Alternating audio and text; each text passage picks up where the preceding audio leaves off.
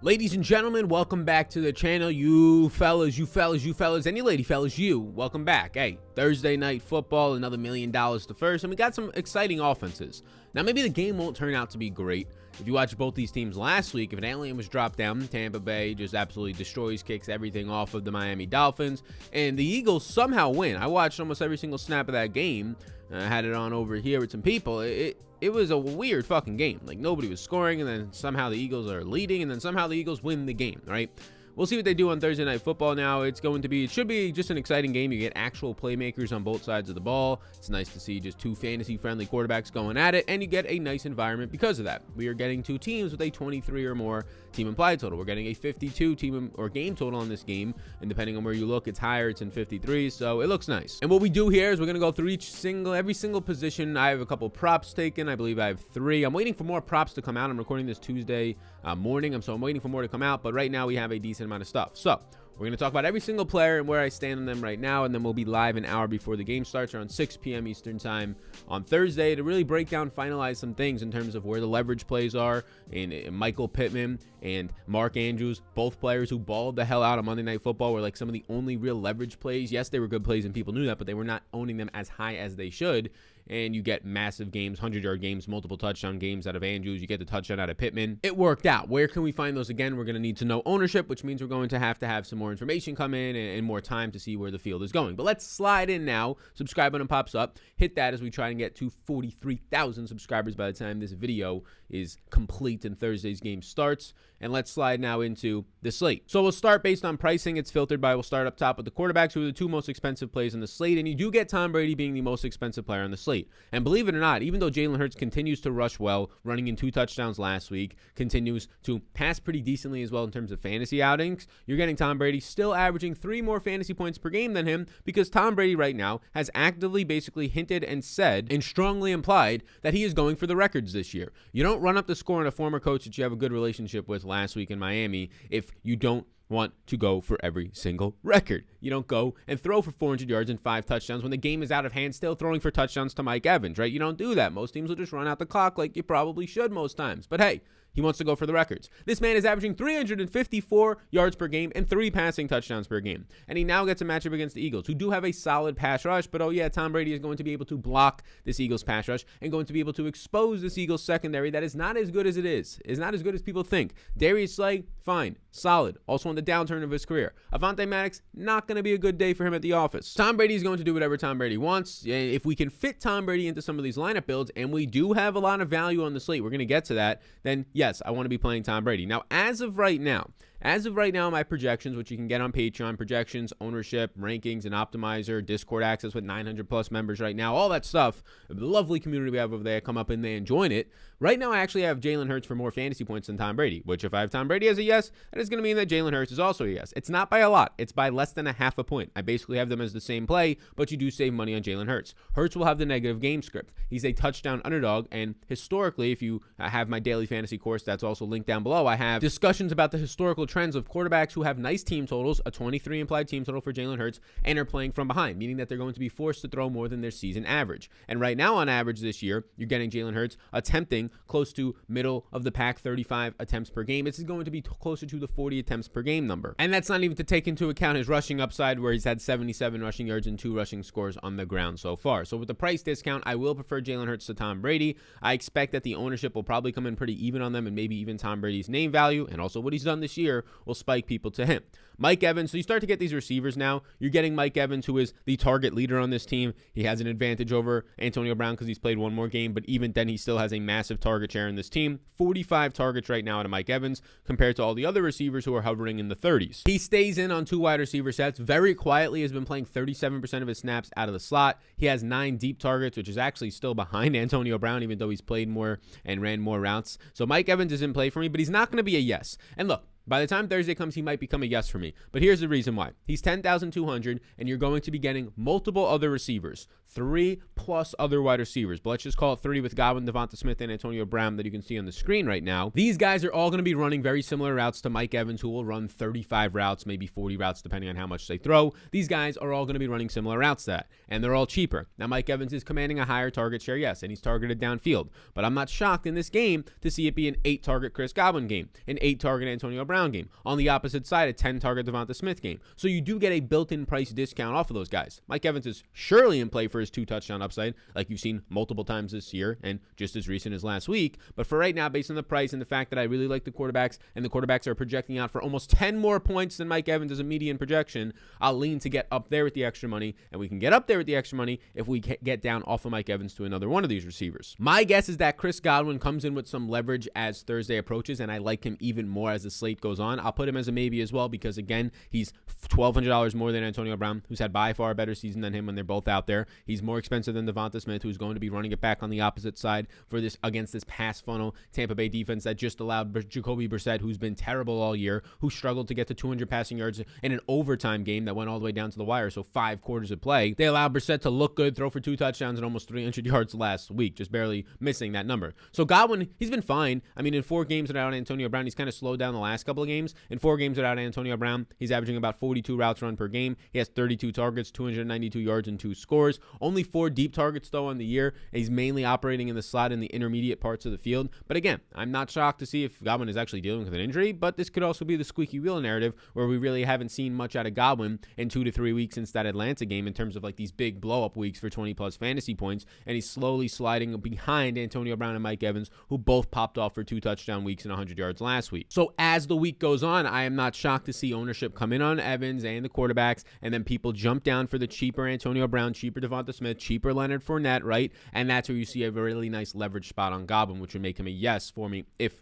as the week goes on, if that indeed does come to be true. And now, since we have talked about these 3 players, I will talk about the props that I've taken. I am waiting for more props to come out. I want to see the prop numbers on Quez Watkins, receptions and yards, and Jalen Reagor, so do not be shocked to see me add even more props, which I'll put all my updated props on Twitter, and we'll talk about some on the live stream. But I currently have the overpassing numbers for the quarterbacks right now. The over 275.5 for Jalen Hurts is a high number. If you don't want to take that, then just stick to these other 2 props on here. That is a high number. I completely understand that. I expect Jalen Hurts to throw more than he normally has this year. I expect Jalen Hurts to throw above the 36 attempts per game that he has been averaging and go 40 to 45 attempts in this game. And if he's going to throw 40 to 45 times, we just need Jalen Hurts to start averaging close to 6.5 yards per attempt, which is not even that close. That's below the NFL average of 7 yards per attempt to hit this number against the defense that wants you to be able to throw the ball in the middle of the field, right? They want the clock thrown a little bit. They want to get the ball back and score, but they'll let you get some things. So take the over his passing yards. Definitely take the over Tom Brady passing yards at 301.5. It's at 299 on some other sites if you want to go there. And Chris Godwin, we like him on the rebound here. 64.5 is his over-under on receiving yards. I mean, man, this is a guy who's right around that number or hitting that number in every game so far. I'll take it in a solid matchup for him in the middle of the field. Let's give the squeaky wheel narrative of Chris Godwin a little bit of love this week. So you take those 3. This is Prize Picks. It's just over-under on props. It's very simple. You take the over-under on props. A lot of people in New York don't know it's legal there. It is legal there. It's legal in some states where it's not sports betting legal because it's considered fantasy. We'll go with that. So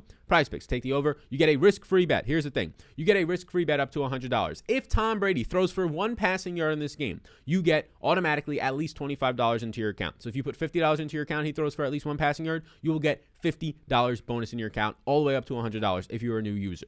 That's all you have to do. Use the code SAL, S-A-L. Type it in, prizepicks.com, 2 seconds. Make the account, 3 more seconds. Use the code SAL, bam. And if Brady throws for 1 passing yard in this game, they will match your first deposit up to $100. So you put 50 into, you want to try it out, bang, you get another $50 the second he throws for it. It is obviously free money. Take it. Use the code SAL. It's linked down below. So let's slide on a late night now back into these wide receivers, and you get Devonta Smith in on this one. And Devonta Smith has had 2 touchdowns called back over the past couple of weeks. He's also, I mean, last week was a quick score at the end of that quarter. They've had 4 total team touchdowns called back these last couple of weeks around the season. You're getting the clear alpha here. These last 2 weeks, he's ran more than 10 more routes than anybody else on his team. He has seen 90 routes run overall, and he's leading the team in all categories. The last 2 weeks, 14 catches, 199 yards, so basically averaging averaging 100 yards per game on 18 targets, all team highs. 4 deep targets is double the amount than anybody else has seen these last couple of weeks. Devonta Smith now, yes, against a banged-up Tampa Bay secondary. Yes, for a guy who's starting to click with his quarterback. I'm expecting Devonta Smith 8 targets as a median, and very, very likely in his range of outcomes is 10, and his ceiling is somewhere around the dozen to 14 target range.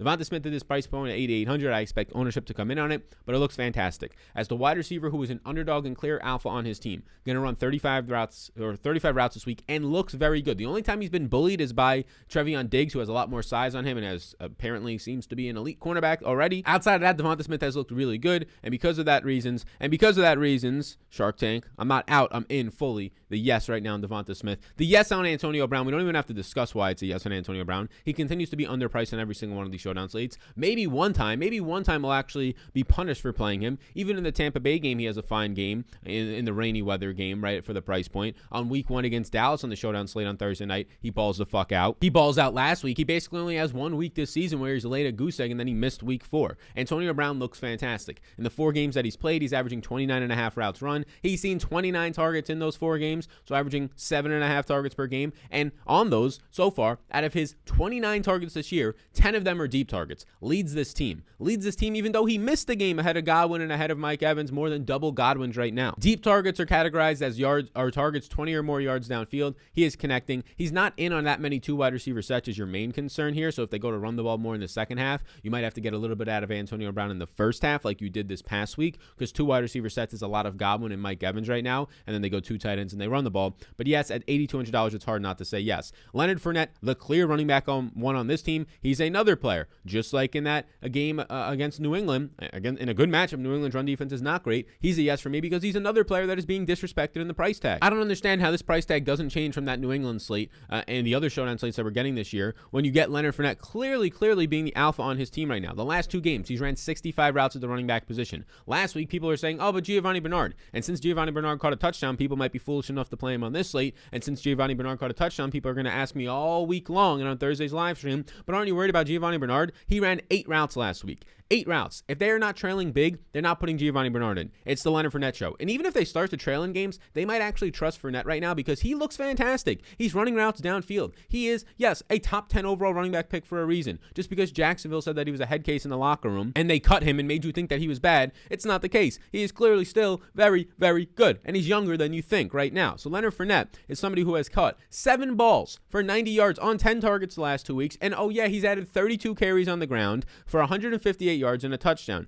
averaging 5 yards per carry. Right now, over the last 2 weeks, he's seen 42 opportunities. And the number 1 passing offense in the NFL, you're seeing 42 opportunities. You should be a $8,800 running back at most on a showdown slate. We're going to take this beautiful discount on Leonard Fournette. Next up is Rob Gronkowski. Here's a simple thing with Rob Gronkowski. On Monday, if you play on Thursday Night Football, Monday there's no actual practice. You have the day off. But on Monday, they call it an estimated injury report on what would have happened if there was a practice. Rob Gronkowski did not participate. Rob Gronkowski's ribs, they don't have an actual timeline. They didn't put him on IR, so we assume, maybe they just don't know, but we assume that he's going to come back. If not this week, then next week. It's a short week. He's already missed a couple of games. If he was not put on IR, it's kind of weird to see him not play this week. But that being said, they're not rushing to get anywhere. They're not rushing to get Rob Gronkowski on the field for this game as if he's the difference maker and if they win or not. They're touchdown favorites. They get a mini bye after this in terms of having the whole next week off. So Rob Gronkowski, I'm expecting him not to play and projecting him for 0 points. If he does indeed play, you should expect somewhere around 20 to 25 routes and red zone usage, what his role has been this year. But for right now, I'm going to be putting him down as a no because I'm not expecting Gronk to play.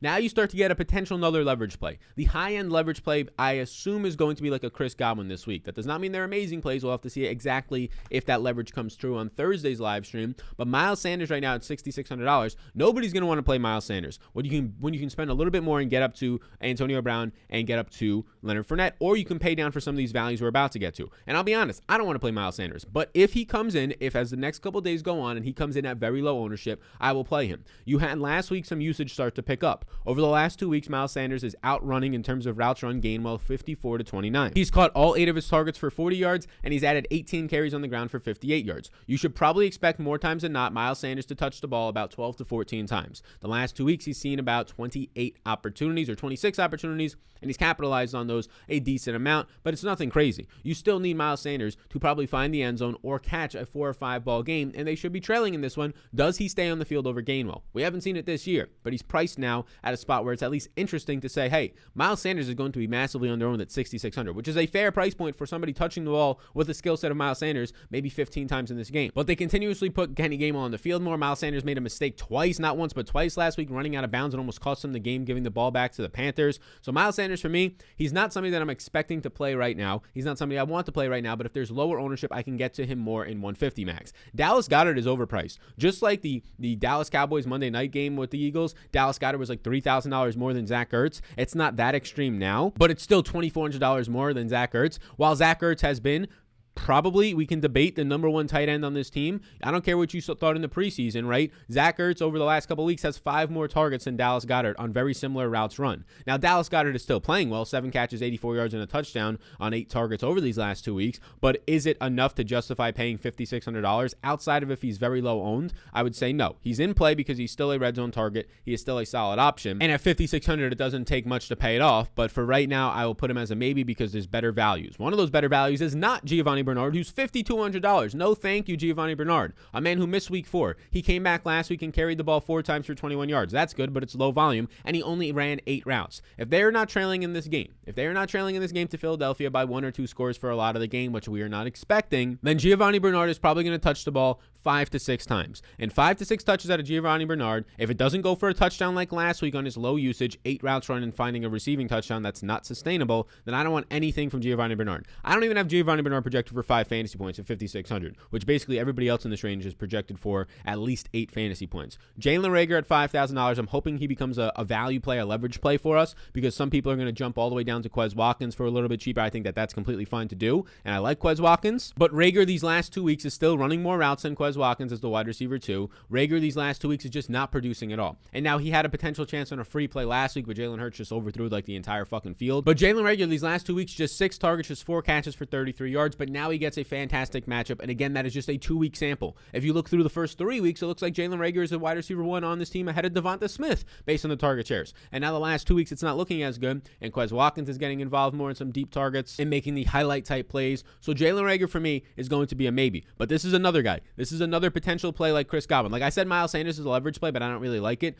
Chris Godwin up top, Jalen Reagor in this lower mid-range. They're the leverage plays that I actually like because wide receivers have massive ceilings as usual. $4,800 Cameron Brate. He's in play, but he's not that appealing. Definitely give me Quez Watkins and Jalen Reagor at the exact same price points. Brate has seen 7 targets these last 2 weeks without Gronk. Obviously, if Gronk plays, no Brate. If Gronk doesn't play, there's no reason why Cameron Brate can't see 4 or 5 receptions in this game, and that's when you start to see around 8 to 10 fantasy points, which makes him interesting. But I'll take the guys who are going to run more routes, see more downfield usage in Jalen Reagor, and or Quez Watkins, who Quez Watkins has just been sort of this highlight reel type of player right now for the Eagles. Quez Watkins has ran 66 routes the last 2 games, so he's running a lot more routes. The clear wide receiver 3 in this team. He's running out a lot out of the slot at 72% of his snaps out of the slot, but he's seen 10 targets, 6 catches, 81 yards. He's seen 10 targets these last couple of weeks. Again, that's almost double what Jalen Reagor is saying. So Quez Watkins has been the better receiver the last 2 weeks over Jalen Reagor. He's operating out of the slot. He gets a little bit more usage. He's probably, we'll see if he comes in higher owned. If he doesn't come in higher owned, then yeah, he's the better play.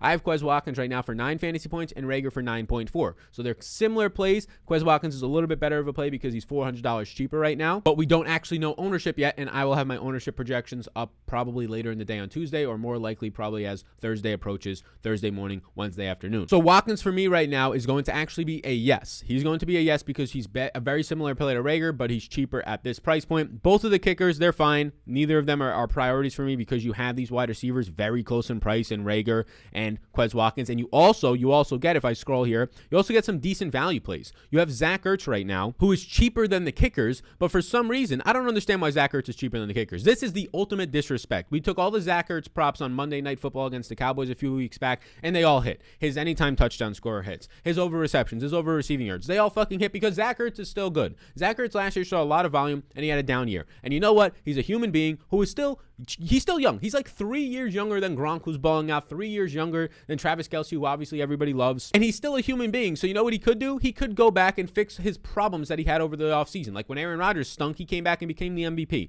Players can improve even though they're older players, right? Or quote-unquote older players. Zach Ertz comes back, and he looks a lot better this year. Yes, and Jalen Reagor is relying on his tight ends. And oh yeah, he's relying on Zach Ertz more than any other player not named Devonta Smith these last 2 weeks, targeting Zach Ertz 13 times, 5 more than Dallas Goedert's targets so far during that time. So Zach Ertz for me is somebody that definitely is in play. If you get a Zach Ertz 4-catch, 50-yard game, that's a very solid game at a $3,200 price point. So Zach Ertz for me is in play over the kickers, definitely over the defenses. I'm really not that interested in defenses. If you want to play the Bucs defense at 3,800 and hope for 1 or 2 fumbles out of Hurts, who's been fumbling a good amount, or 1 or 2 interceptions, who's been throwing the ball or throwing interceptions, not that much, you can go for it. I'm really not interested in the defenses because we have so much value down here. Another great value play is Kenny Gainwell, who has to be a yes. Look, this guy's going to be on the field in games where they trail. Kenny Gainwell, over the last 2 games so far, has ran 29 routes, and that's led to 9 targets. 9 targets over the last 2 games. He's brought in 5 carries on the ground for 47 yards. You should probably expect somewhere around 15 to 20 routes run in this game, which should lead to Kenny Gainwell to seeing 5 to 6 targets. If Kenny Gainwell, at $2,400, he's about $2,000 underpriced. If he goes out there and catches 5 balls for 40 yards, it doesn't even matter what he does on the ground. He's a solid play. Now, he's not a sure thing. We have seen Miles Sanders run a lot of routes, more routes than him, and Miles Sanders can surely stay in the game when they're trailing. But Kenny Gainwell is a better pass-catching running back, and the Eagles have already shown their hand through the first 5 games this year. $2,400 Kenny Gainwell is a solid play. So is Zach Ertz. Ronald Jones, he'll just remain in play barely. I don't really like Ronald Jones. I'm probably not playing Ronald Jones. There's no way you can get me to play Ronald Jones over Kenny Gainwell. I don't expect the ownership to be that high on Gainwell. Jones has seen 1 target in 11 attempts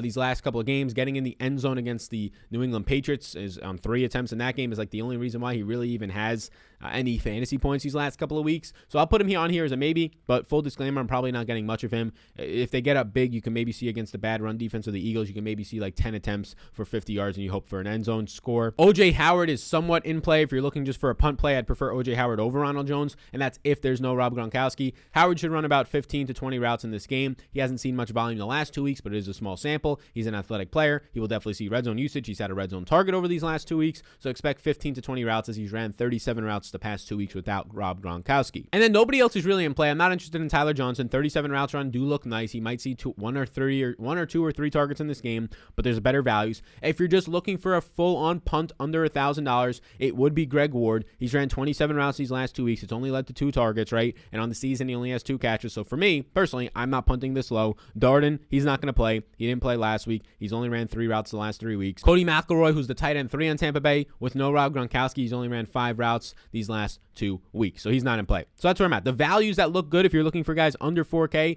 it's going to be Zach Ertz and Kenneth Gainwell for me. Those are my main options. Should be pretty obvious for many people. And then in this mid-range, I do think that it looks like Quez Watkins, Jalen Reagor more so. And then you can look through, obviously, the rest of the video that we just talked about with all the schmacks here to get you ready. So there you go. Take those props. There you go. You're all set up. One final thing. If you want the easiest chance at actually winning $8,000, $5,000, $4,000 this Thursday night, that easiest chance is right here. A site called SuperDraft. They have an $8,000 to first contest, a $4,000 to $5,000. The reason why it's the easiest chance is I'm the main marketer for SuperDraft right now. We're partnering with them, and their contests are only filling at like 70% because they don't have enough people actually promoting them right now, or at least big enough people like DraftKings and FanDuel's billion-dollar budgets. So here's the thing. If you made it all the way to the end of this video, you're definitely in the minority. So not many people are actually going to see this and know this, but this contest will only fill at about 70%, meaning that if you enter a lineup, you automatically beat about a third of the field. That will never happen anywhere else. Just by entering a lineup, you beat a third of the field. You do not have that edge on DraftKings and FanDuel. Your first dollars, if you're playing $20 tonight, your first $20 should go into this site. And if you use the code SAL, you get a free $20. So there you go. To go right in here, use the code SAL on superdraft.io. So this is what I'm talking about. We'll start to build out a lineup here. My highest scoring player is Jalen Hurts on SuperDraft based on my projections. So we're going to put him in the captain spot over on SuperDraft, right? Your champion, they call it. And then you just fill out 4 other spots. There's no salary caps. It's all based on multiplier.